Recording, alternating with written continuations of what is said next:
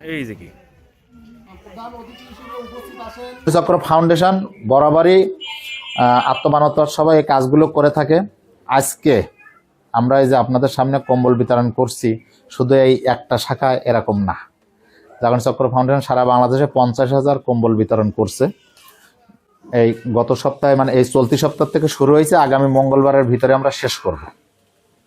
আজকে আপনাদের গোপালগঞ্জ আমার এই জোনে যদি বলি, আমরা 6 জায়গায় কম্বল বিতরণ করছি অলরেডি। সব জায়গায় তো আসলে যেতে পারতেছি না। এখান থেকে শেষ করে আমি আর একটা প্রোগ্রামে যাব গোপীনাথপুর। এখন অলরেডি আমাদের কোটালীপাড়ায় প্রোগ্রাম চলতেছে, চিতলমারি একটু পরে প্রোগ্রাম চলবে, আমাদের নড়াইলে 2 জায়গায় আমরা এখন আজকে কম্বল দেব। এই শীতার্তদের জন্য, গরিব অসহায় মানুষের জন্য জাগরণ চক্র ফাউন্ডেশন, আসলে সবাইকে তো দেয়া সম্ভব না।